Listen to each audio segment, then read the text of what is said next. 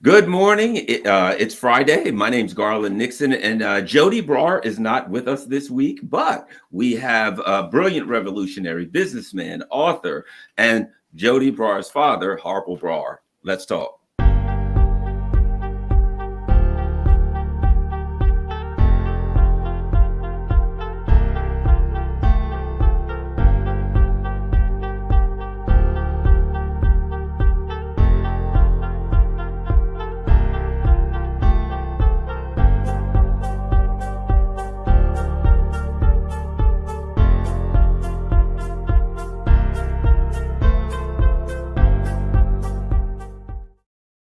Well, as we say in America, the apple doesn't fall far from the tree. I've gotten tremendous positive response from having Jody on every Friday when she's available.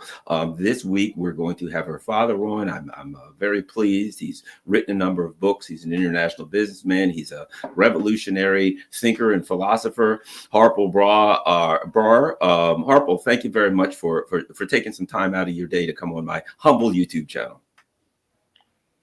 Pleasure, Garland. So let's start, with the Middle East. Before we're going to get into a lot of things, but let me start by just throwing it out there. As you know, the UK and the US launched some attacks last night on the Yemen and the Yemen Ansar Allah group in the Red Sea. We've heard some responses. What are your thoughts on that attack last night? Well, it was very much in the coming Garland, because the Houthis are doing their best, and praise be to them, to cut supplies out to Israel, which is waging a genocidal war against the people of Gaza. So imperialism either had to overlook it and look very weak, or had to attack. So it's something that doesn't come to me as a surprise. But of course, all the same, it's a predatory attack on a people who cannot answer them with the same weaponry. But I'm sure that they've got plenty in their up their sleeve, and they'll be surprising the imperialists, as indeed they have surprised their various other opponents in the last 7 years. You know, one of the things that I've been reading lately, as I told you, People's War, People's Army, or I may have that backwards, People's Army, People's War. That was General Diop, the famous Vietnamese general who defeated the French imperialism. And I thought about the resistance forces in the Middle East, and one of the things that I really stood out to me was General Diop's concept of, when you're fighting an adversary with severe firepower, that the way to win it is a long war. And when I see the attack last night, I see okay, we're going to punch them, the Ansar Allah, and we're going to show them that we're tough. But resistance to imperialism is a long-term effort, and I don't see where that is going to be of great concern to the resistance forces. Your thoughts, sir? Well, obviously it's a matter of concern, but they are determined to put up resistance. Garland, people don't live up in the skies. What the imperialists are good at is bombing women and children and defenseless people from a height of 3-4 miles, or even sitting somewhere in Washington or New York or some army base, like playing a computer game. But in order to win against anybody, they have to put boots on the ground. And as soon as they do it, they cannot win. Since the Second World War, apart from the war that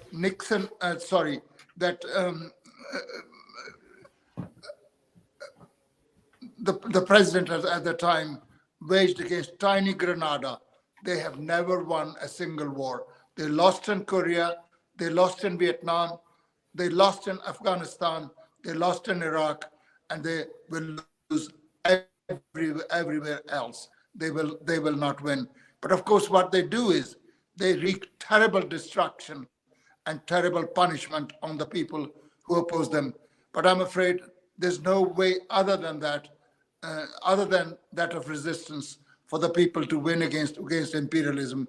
Lot of price has to be paid, and those who are not willing to pay the price will not win. That means they'll live in perpetual slavery rather than achieving their liberation.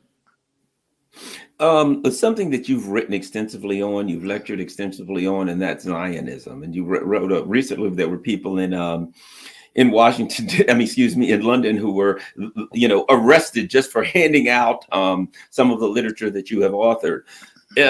Talk to our audience about what you've written about, your concept, your thoughts on Zionism, and particularly in the context of what's going on now in the Middle East with this battle. First of all, Zionism is not a Jewish enterprise. It's an imperialist enterprise. Zionism is a reactionary, racist, anti-Semitic, and reactionary tool of imperialism. I wrote a small pamphlet, only about 100 pages. And this is the pamphlet that our comrades were selling at a big demonstration in London, where they were arrested and kept overnight in a police cell for 24 hours.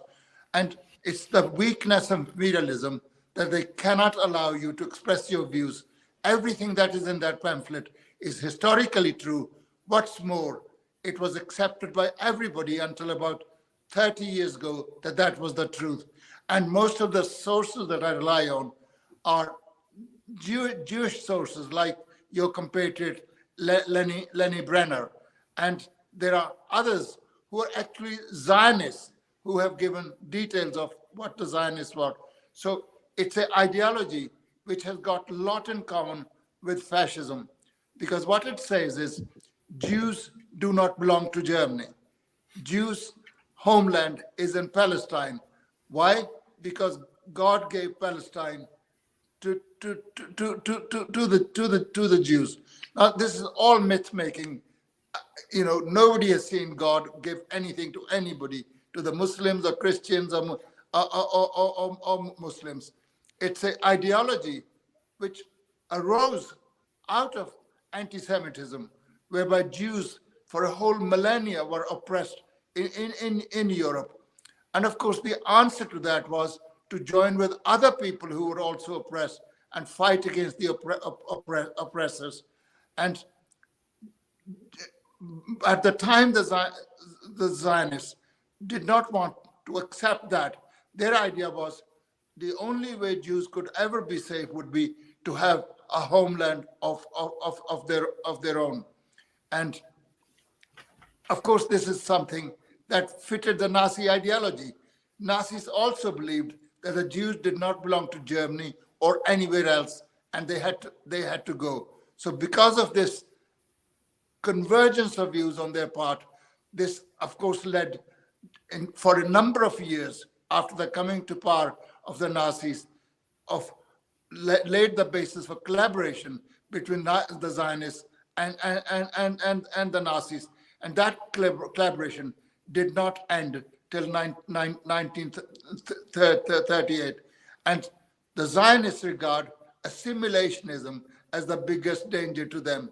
They don't regard Nazism or fascism as being a danger to them. The danger to them is assimilationism. And when Hitler came to power, they greeted with joy his coming to power, because now they said it puts paid to the secular Zionist ideology of collaborating with other people and assimilating. Jews were very assimilated in Germany. Jews were the only places where they were not assimilated was the Tsarist Empire, which at the time included Poland as well. And so from the oppression, you can either fight against oppression by joining with working class people, or you can be a separatist. The Zionists chose separatism, and this separatism is what laid the basis for Zionist ideology. And the sick thing about that is 1917, the October Revolution freed the Jews of Russia in every possible way. Literally overnight, they got all their political, civil, and social rights. In fact, people of Jewish origin were very, very disproportionately represented in the Bolshevik Party, in the Bolshevik Central Committee, in the Bolshevik Politburo, people of Jewish origin. And they did away with that. And precisely because of that, majority of the Jews in the world, overwhelming majority, didn't want a separate homeland. They didn't want to go with Zionism. And there were special circumstances under which they were able to do that. But this project of Zionizing Judaism, which is a religion, which has got nothing to do with the political ideology of Zionism, British imperialism was the first one to start the ball rolling.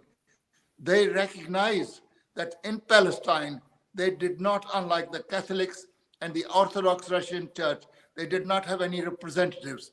Palestine was very important, not only as a religious place, which was, common to Muslims, Christians, and Jews, but also it was at the hub of the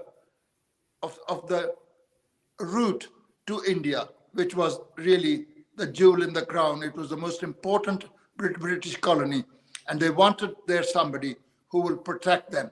And this became particularly important with the coming into being of steam shipping, which required coal for being powered. And they needed coaling stations all across in Aden, hence the Aden colony, this in southern Yemen, and they encouraged Jews to have that ideology, but they didn't really succeed. Britain did everything possible that it could to Zionism, the West European Jews. It didn't succeed, so they turned their attention to Russia, and they sent a special missionary by the name of Wilhelm Hassler. And Hassler went to Russia and met the predecessors of Harpal, who had written about Jews wanting to should have a separate homeland. And one of them was Leo Pinsker. And Hassler meets Leo Pinsker, and having met him, he said, "I read your pamphlet, auto-emancipation. Haven't you forgotten one thing?" So Pinsker said, "What? You've forgotten to put in it that God gave this land, he promised this land to the Jews, and only to the Jews, and nobody else." And then Hassler moved to Vienna. That is where he struck up a rapport with Harpal, who was a Hungarian Jew. He was a journalist. He was at the time in Vienna. And Harpal wrote his book, The Jewish State, Judenstaat, in which he expresses the view that Jews could never be safe. He was very depressed by the trial of a very famous former army officer in the French army of Jewish origin called Dreyfus. And Dreyfus was tried for treason. It was a rigged up trial. He was sent to prison, and there was a lot of agitation, not by Jews alone, but by the French proletariat. He was released from jail. And instead of taking the lesson that the emancipation of Jews could only come through the unity of and collaboration between Jewish and non-Jewish proletarians, Harpal was of the view that the Jews must have a separate homeland. But Harpal was not religious. He regarded religion as a con to fool the people. He was not particularly keen on Palestine. He would have any place. One of the places he would have is Uganda. The Ugandans are very fortunate that that place was not chosen. He was prepared to have somewhere in Latin America. But in the end, the Zionists were able to fix on Palestine. But the first World Zionist Conference, and this is really the contribution of Harpal, he didn't put forward any new ideas that hadn't been put forward by Pinsker and company. He organized the Zionist Congress that met in Vienna in 1897. Since then, the Zionists have a conference once a year. And that conference did not agree to have Palestine as the place where the homeland of the Jews would be settled. And Hassler was very disappointed as a result. It's only later on that Palestine was brought into the picture. But the people who were very much behind that were the British. It's British imperialism that really is the chief culprit in Zionizing the religion of Judaism, and if you like, Judaizing Zionism, and conflating the two as though if you're a Jew, you're automatically a Zionist, or if you're a Zionist, you're automatically a Jew. In fact, to begin with, and even now, the majority of the Zionists are not Jews. As you know, in your own country, the evangelicals are Zionists, and they support Zionism to the hilt, even if their convoluted ideology says, well, because the Bible says you must convert the Jews to Christianity, you must take them to Israel, and on the day of the judgment, some of them would be redeemed, and who don't convert would be destroyed. That is the philosophy. Hardly an incentive for the Jews to go to Palestine. So that is really what was happening. And even long before Herzl, long before Haschler, there were people, very prominent British from earlier on, like Lord Shaftesbury, Lord Palmerston, who was for years the Foreign Secretary of Britain, a big imperialist, and who was Prime Minister also for 4 or 5 years. They were pushing this ideology. But here, religious obscurantism is mixed with imperial interest. They couldn't give a damn about the Jews. They couldn't give a damn about their religion. All they cared was how they could actually use the Jews as an instrument for controlling the Middle East. And it becomes more important as oil is discovered at the beginning of the, if you like, the 20th century, when the ships then changed over from coal to oil. So oil is very important, has become very important as the staple diet of industry as well as of imperialist war machines. So that was the significance of Middle East, and that is where the Jews came in handy. And once the state of Israel was established through a number of developments, it actually has been a dagger at the heart of the revolutionary democratic movement in the Middle East. It's a means for suppressing the people in that area. And the people who are putting up resistance mainly have been the non-state actors, whether it's the Palestinians or whether it is the residents of Yemen or whatever. I mean, Israel has suffered defeats at the hands of the Palestinians continuously on a number of occasions. In 2006, the Israelis launched a big attack on Hezbollah in Lebanon. And after 34 days, they had to retreat because they could not win. It was the first defeat inflicted in a major way by the Arab people, in this case, the Lebanese Hezbollah, who have, of course, now close relations with the Palestinian resistance. And they are still wanting to have a war against Hezbollah. And if they do that, they will fare no better than they did in 2006. The Israelis have been bombing Gaza. They've killed 23,000 Palestinians, mostly women and children, because in the eyes of these racist Zionists, every Palestinian, even if he's a child or she's a child, is a future terrorist. That's how they describe them. So better to kill them. They sometimes kill pregnant women because they say for one bullet, you get two at the same time. They are totally heartless. They're totally immoral. They're indecent. They're without any morality. They should be shunned. And what the Gaza operation is doing is, for the first time, and thank the South Africans that they brought a case against them for conducting a genocidal war before the International Court of Justice. We do not know what the decision of that court will be. But whatever it is, from now on, the name of Zionism would be equated with murderous genocides. They will never be able to wash that away. That was something that will stay with them. And that's why it's so important to get prominent Jewish people, progressive people who are denouncing Israeli actions, particularly your compatriots like Max Blumenthal, or even Professor John Mearsheimer, Scott Ritter, and there are prominent Americans who are doing that.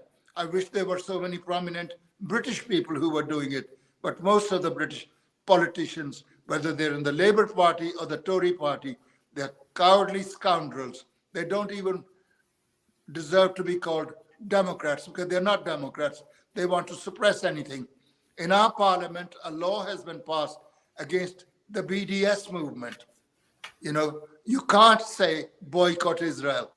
You can't say divest from Israel. You can't say sanction Israel because it's being made impossible. They can't win the argument, so they're trying to suppress it, like they suppress my party's literature. The pamphlet that I wrote, they regard it, obviously, it's a potent weapon. They have all the weaponry. I mean, the next thing they probably do is bomb our houses. They raided our comrades' houses 3 o'clock in the morning. One of our comrades who was arrested is a 16-year-old, very bright young man. So they don't spare anybody. If you can't win an argument, you try and shut people's mouths up. But I'm afraid increasingly people will open their mouths. It is becoming clear to them what imperialism does. They're not learning imperialism because they have read Lenin's book on imperialism, the highest stage of capitalism, or they've read any of the things that other people have written. They are learning it because practiced life is showing to them what imperialism is. It's a bloodthirsty system which has been drenching the blood of humanity for 100 years. And that's what these fights are teaching people. Let me ask you this. I felt that it was important symbolically, number one, but I felt that it was important not just the case that South Africa brought, because I watched some of it and they did a stellar job of presenting the evidence, but also because of the historical context, whereas South Africa was a former apartheid and they suffered from colonialism and imperialism, and they're the ones that are pushing back against imperialism today. Your thoughts about the case that they brought, your thoughts about the importance of South Africa, the symbolism, etc., being the point on this pushback against the Zionist colony. There are a number of points of significance about this case. First of all, I'm glad that some country has stood up and called Zionism what it is. It's a genocidal, murderous regime, and they were able to do that. I'm very pleased that it was done by South Africa, because hitherto the racist thinking in imperialist countries is that the Africans are unfit to do anything. They're not intellectually accomplished. In fact, this 80 or 85 pages case that was put forward by the South African representatives before the International Court of Justice is so meticulous, so detailed, and so backed up by evidence that actually the Zionists, who are supposed to be appearing sometimes later today before the ICJ, would have difficulty answering anything.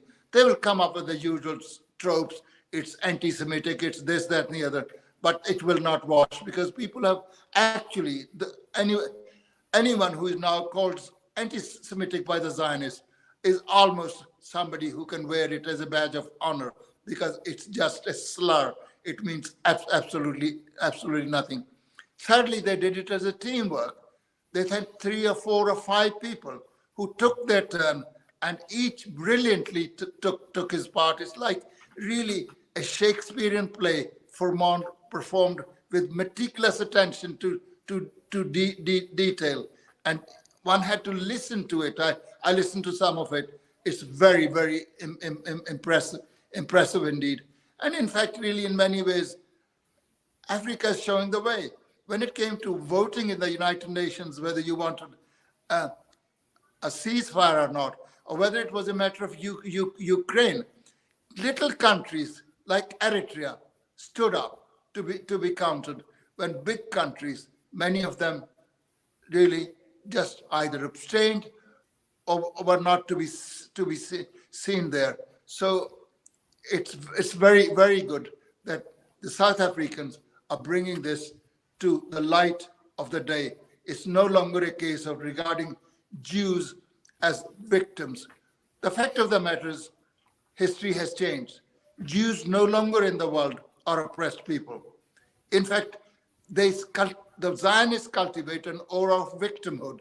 They bring in the millennia of oppression. They bring in the Holocaust. Hitler killed 6 million Jews, which is a dastardly, unforgivable act. It was a criminal act, and the whole world condemns Nazism.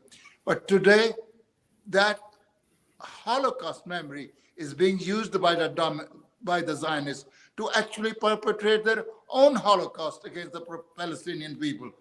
Hardly a day goes by without the Zionists killing 200 or 300 women and children and some,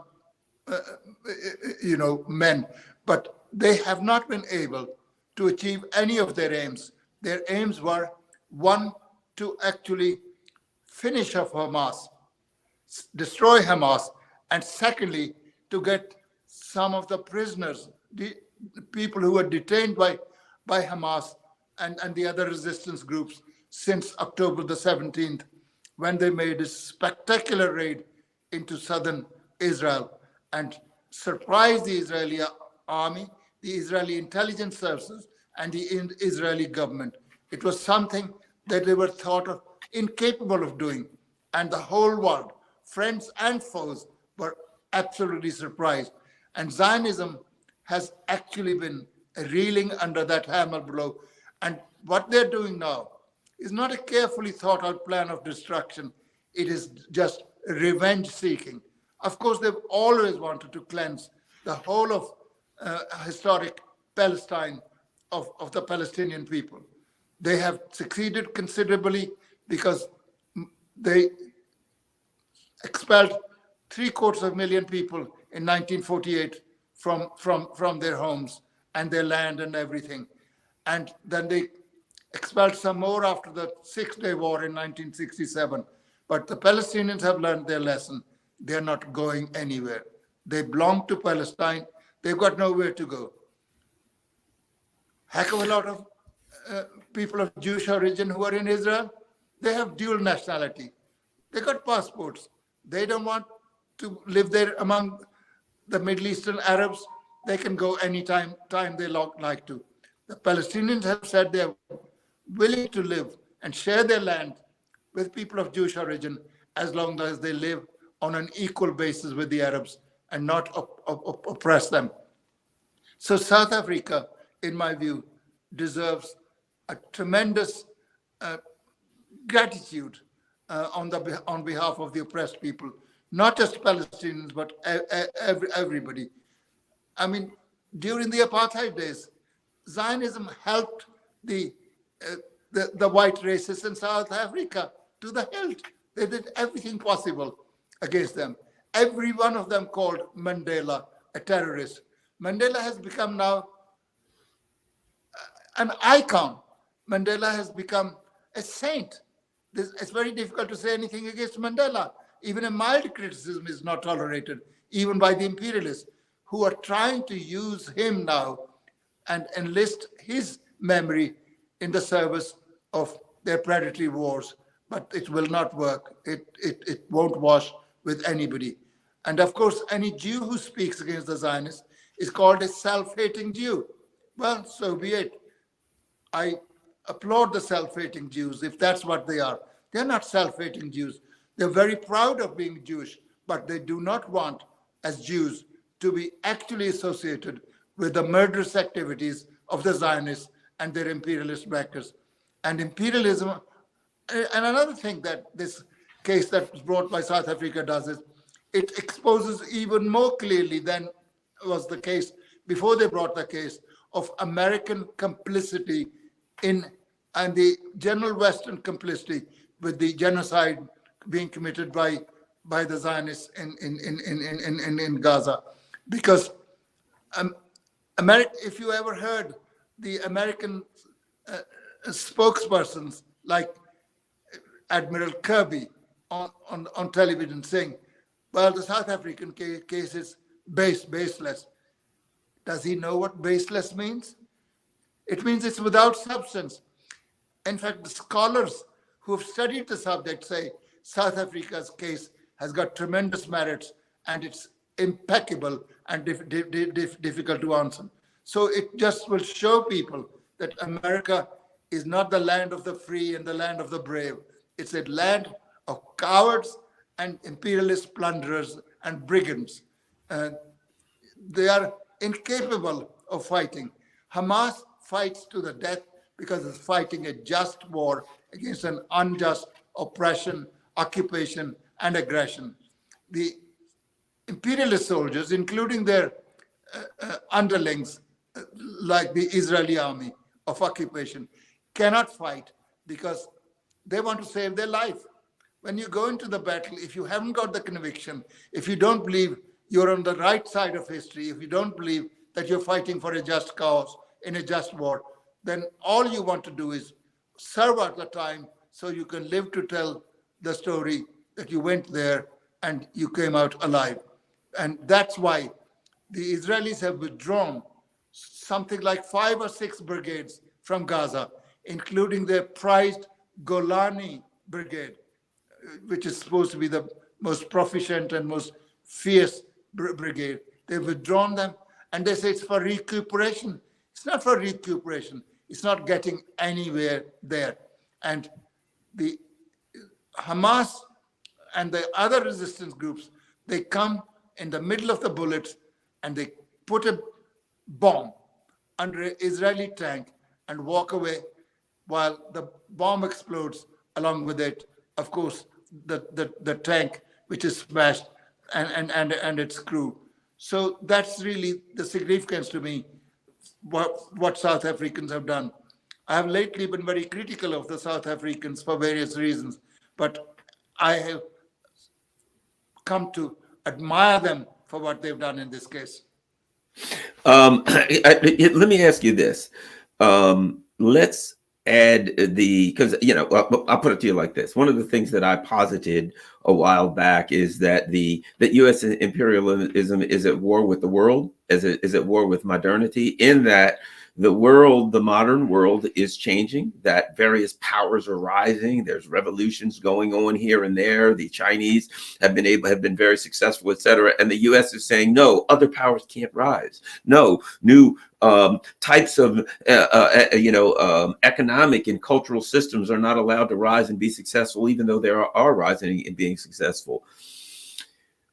I feel that the conflict. Well, go ahead before I go any further. Go ahead. Your thought. Please. No, I was going to say, I feel that the conflict in Ukraine is the impetus for a lot of things that's going on right now. That when the Russians said, no, you're on our border and we're not going to allow you to, continue to build on our border and threaten us, and they push back against imperialism in a way that no one really has, in quite a while. We have a major power saying, I'm going to pick up arms against an imperialist power. After the conflict started in Ukraine, I recall that there was an Africa summit where a number of African countries came to meet in Russia. Within weeks afterwards, they were throwing the French out. Then weeks afterwards, they were rejecting French imperialism. Your thoughts on the Ukraine conflict, and it's important in the context of the world anti-imperialist movement and the world conflict that these imperialist neocons, whatever you want to call them, are pursuing to try to maintain a world hegemony that they don't even have. Your thoughts? Well, Garland, the question of war is not only of theoretical significance, but it's a practical significance because war is all around us. Since the end of the Second World War, when there was so much devastation, with over 50 million people killed, even larger number wounded, a wholesale destruction of wealth of society, people said never again. And yet, within 5 years of the ending of that war, Americans were waging a war against the Korean people because the northern part had opted for socialism, and the Americans wanted to unite Korea under their dominance and getting rid of the communists. The 3-year war, which was then joined by their fraternal comrades from China, people's volunteers from China, they fought American imperialism to a standstill. And at the end of that, there was no peace, there was truce. So Korea has been really, if you like, in a state of semi-war since then. There's not actual shooting, but Americans conduct constant provocative flights on the border, and they're trying to provoke the DPRK, North Korea for easy abbreviation. They're doing that.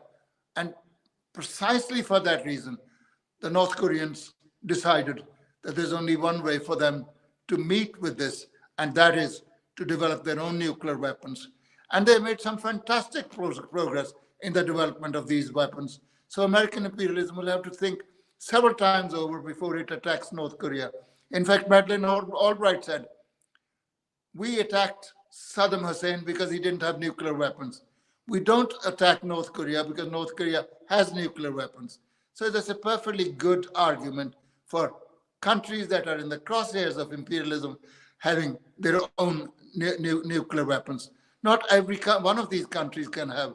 For example, the Iranian state has been opposed ideologically to developing nuclear weapons. They've said that. And yet they're constantly accused of trying to develop nuclear weapons. When next door, Israel has got probably 100 to 200 nuclear weapons. No inspectors from the International Atomic Energy Agency go to inspect them, but they're constantly threatening Iran with extinction because they're supposed to be developing nuclear weapons.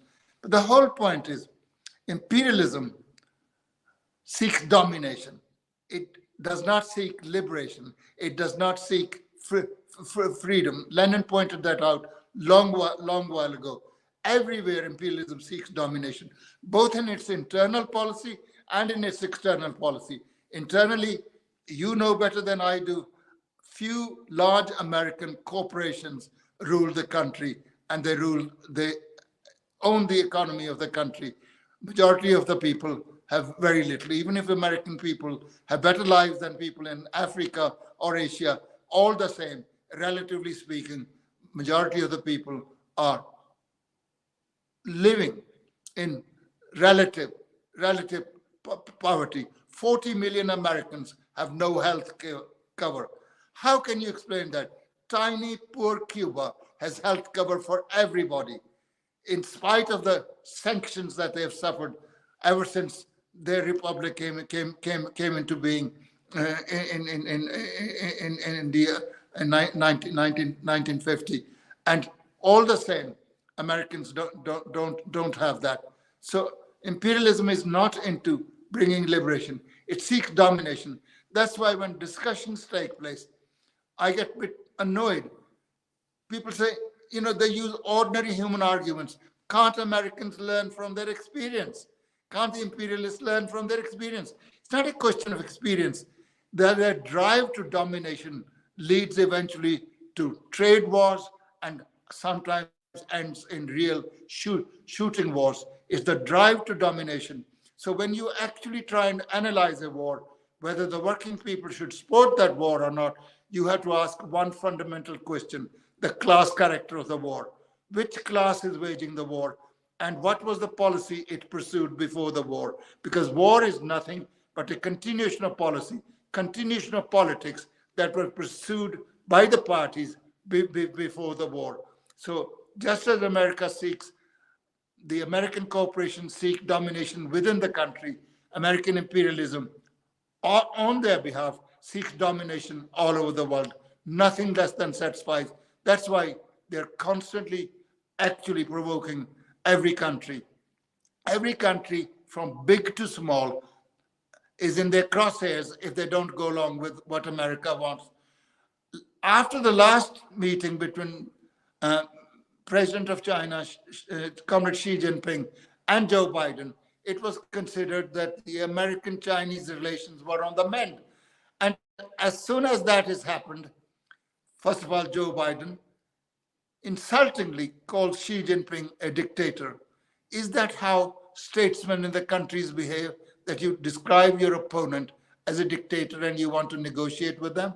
Secondly, they've just announced that after the Taiwan elections are over, America is sending a high-powered delegation to Taiwan. That's a provocation against China when the Chinese have made clear they do not want America to have official contacts with the Taiwanese government, because they quite rightly say it's our country. It's part of China. So although the Americans accepted one China policy when they established diplomatic relations in the 70s with China, they still continued to arm the people in Taiwan, not the people, but the government in Taiwan, as a bulwark against the People's Republic of China. And every journalist, they're so indecent and lacking in any intellectual honesty. They describe, whenever they mention Taiwan, which China regards as its province. No, China doesn't regard. America accepted that it was part of China. One China policy means precisely that. It's not Chinese who regard Taiwan as part of China. It is, historically speaking, part of China. And it only wasn't liberated by the People's Liberation Army because Chiang Kai-shek, having been beaten, ran to Taiwan, and he got the support of the American naval fleets. That's what's prevented its unification with the motherland, and what prevents its unification now. The Chinese have behaved with tremendous dignity and restraint, but a time will come when they would not put up with that. So really, that's the position. The war in Ukraine is exactly the same.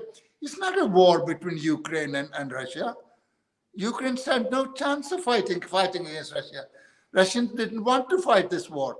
It's a war waged by NATO, using Ukrainian people as cannon fodder and proxies in order to have a regime change in Russia and to dismember Russia into smaller, easily digestible portions. That's what it is. They went there, being very confident that Russia would not last more than 6 weeks through the combination of economic sanctions and the weapons they would be supplying to Ukraine. All that has failed. And they thought Russia could not match arms production because they thought the whole industry had been gutted since the end of the Soviet Union. But the Russians have shown that all the gains, scientific gains, that were made during the Soviet days are still there, and they can be mobilized. And their war industry is producing far more than the combined forces of NATO can achieve, let alone Ukraine. So they're losing in Ukraine. 10 million people have left Ukraine since this conflict started, never to return again. Ukraine is finding very difficult to recruit people for the army. They're asking old people, they're asking women, they're asking pregnant women to go to the front. And one after the other, they're losing battles, from Bakhmut to number of other places. And Russians are in no hurry to make a sweeping attack on the Ukrainians. They're wearing down the Ukrainian army. And this is what is exactly happening. Likewise, in the Middle East, it's not the state armies. No Middle Eastern army has ever defeated Israel.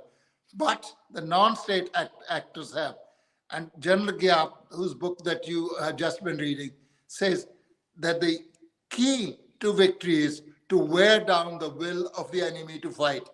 And they are wearing down the will of their opponents. How long can Zionism continue to live in a state of armed conflict with the Palestinian people? You know, Palestinians have nowhere to go.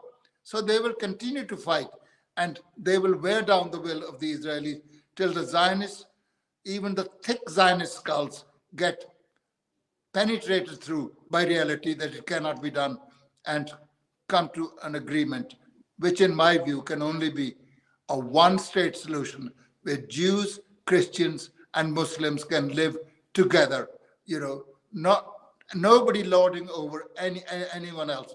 If in those conditions, many of the Zionists don't want to stay in Palestine, well, that's their decision.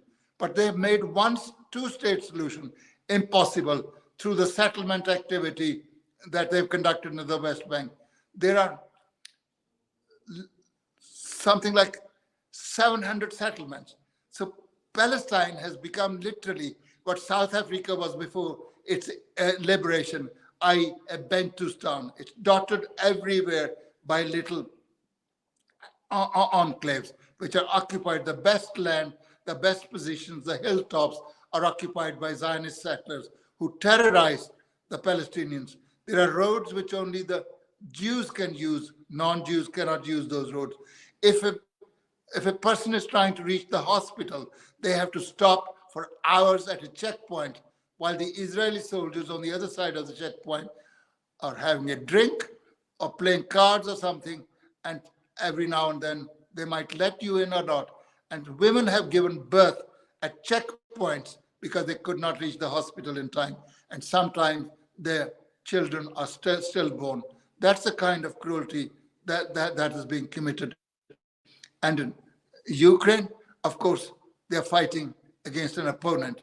So there is a real opponent to oppose them. But when they're fighting in Lebanon or when they're fighting in Gaza, they don't even have the honor of being good soldiers fighting against a powerful opponent. They are powerful in a different way, but they don't have the same weaponry. They don't have the Air Force. They don't have the Navy. They don't have the tanks, but they nevertheless are able to fight and give a good account of themselves. And I am absolutely certain it's a pity I won't be there to live and see their victory, but they will be victorious. You will see them. Your thoughts on something that I've discussed a good bit, and that is the ruling elite in Europe. The U.S. basically has, come to the ruling elite. Take Germany, for instance, the U.K., and said, we want you to take actions that's going to destroy your economy, that's going to destroy your way of life, that's going to destroy the foundation of your job market, your industry, etc. The U.S. has attacked Germany. The ruling elite has simply said, it must have been some Ukrainians in a sailboat. The current state of the ruling elite in Europe and I don't know, is it an acquiescence to imperialism? Is it they don't answer to their constituents, they answer for the U.S. empire? But at any rate, there's obviously quisling governments here that are acting against the interest of the people in Europe. Your thoughts on that particular dynamic? My own view is that if a slave is a slave because he's got shackles around his wrists and around his ankles, and you take the shackles off, he's a free man. But if you have colonized him mentally and he cannot think of being a free man, you can take the shackles off. He would not want to run away in those circumstances. In the special conditions created in the post-war, Second World War period, the Europeans lay prostrate. The only imperialist country that was powerful, whose economy has come out well from the war, was US imperialism. It was very powerful. It accounted at that time for 45 to 50% of the global GDP. Today it's about 22, 23%. So it's come down considerably. The Europeans, although they have recovered economically with initial help of American imperialism, but of course not without any self-interest, because European imperialism bought a lot of American imperialism bought a lot of European industry, and they still own it. But they dare not revolt against America because somehow they still think Russia is a danger to them.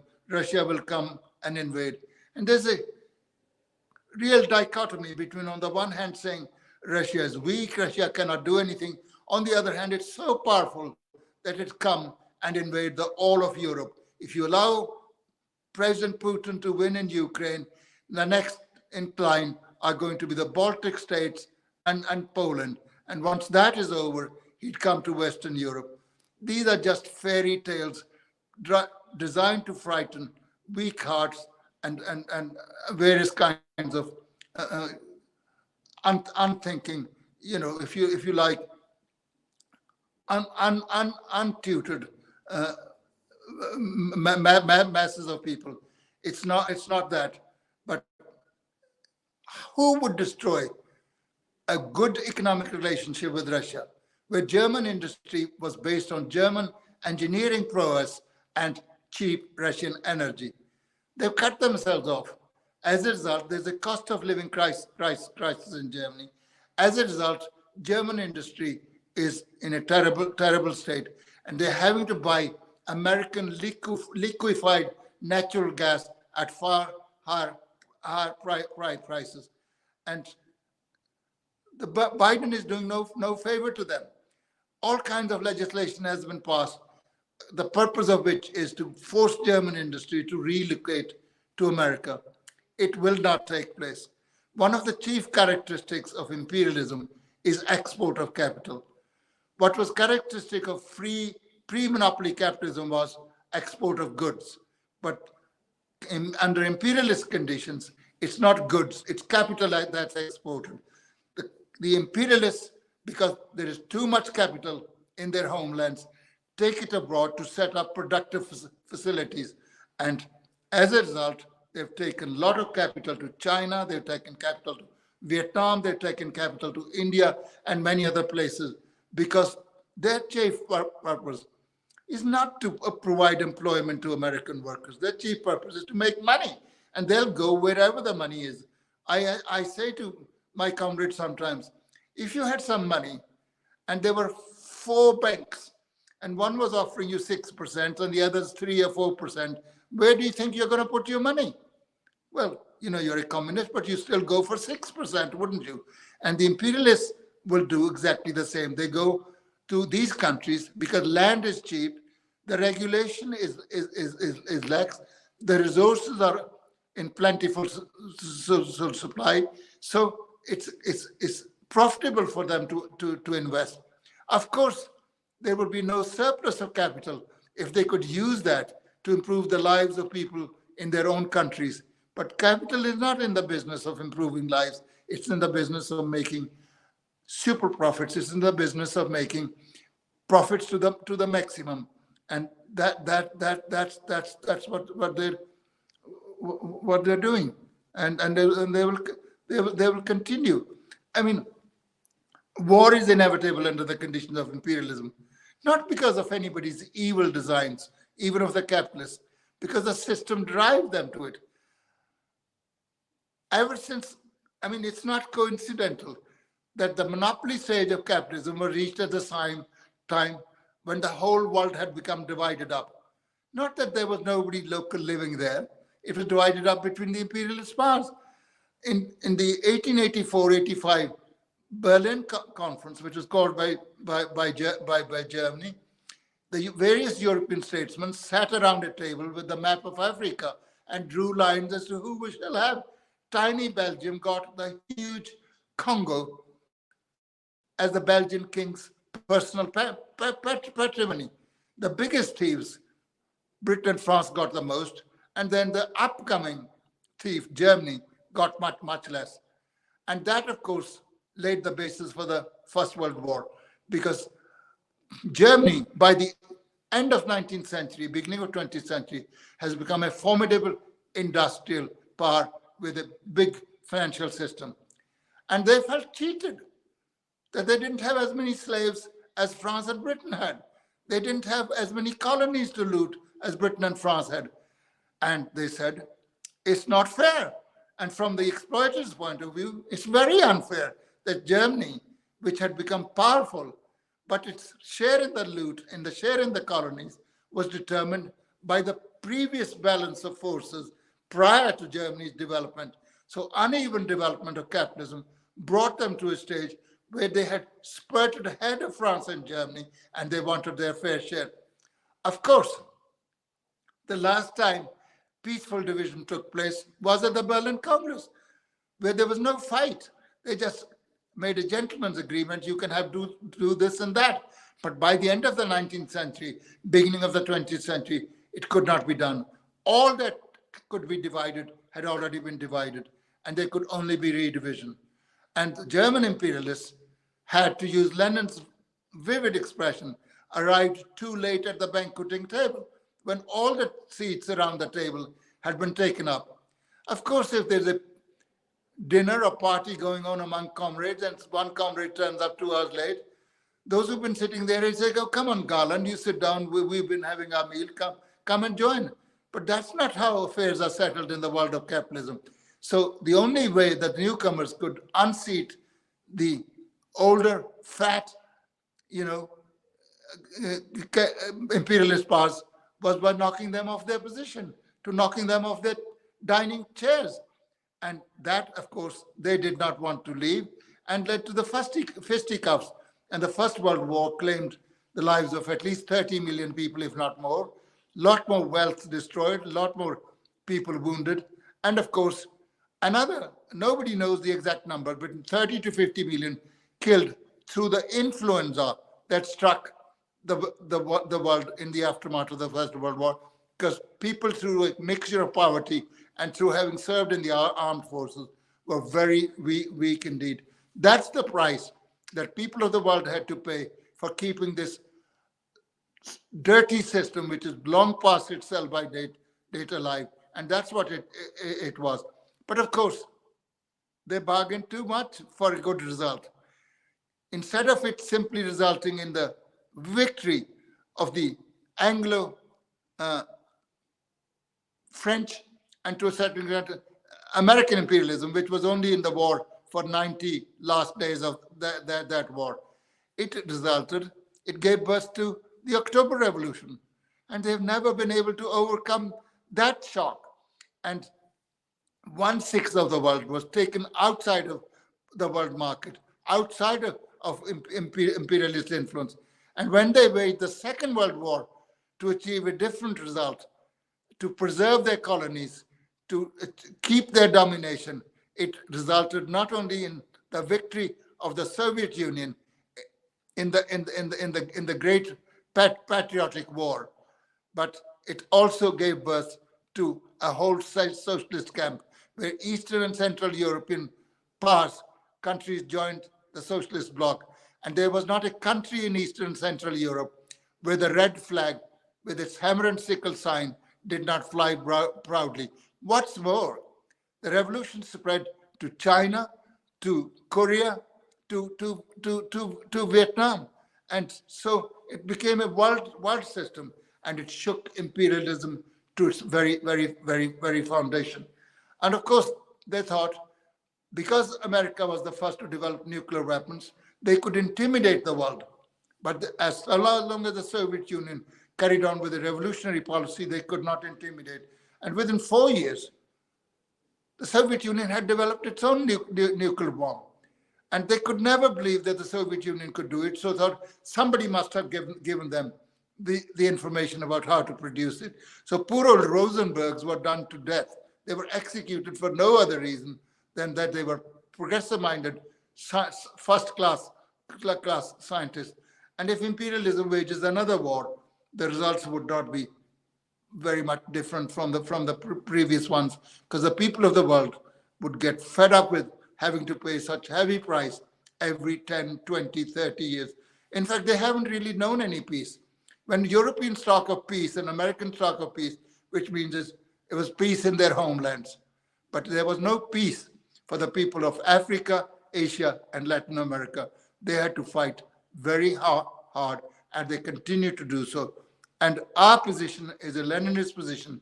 When imperialism wages war against oppressed people or against non-imperialist countries, we are on the side of the oppressed and the non-imperialist countries. We wish for the defeat of our own governments in that war, because to wish for anything else would be nothing short of opportunism. It would be nothing short of selling the interests of your own proletariat for the interests, the material interests of the ruling classes. Harpal Brar, well, that's an hour, and I've really enjoyed it. I certainly appreciate it. And you're, by the way, I know you've written a number of books. Some of our listeners may want, and our viewers may want to know the name of your books and where they can find them. I know you've been a lot of them, so you don't have to go through all of them if you don't want, but at least a highlight real quick of some of the ones that you think people should get. Well, I have written a book called Perestroika, The Complete Collapse of Revisionism, which deals with the reasons for the collapse of the Soviet Union. I've written a book, I think I probably posted a copy to you, Imperialism, Decadent, Moribund, Parasitic Imperialism. I've written another book on imperialism. I'm afraid my kids tease me that can I not think of another name than imperialism? It's called Imperialism, the eve of the social revolution of the proletariat.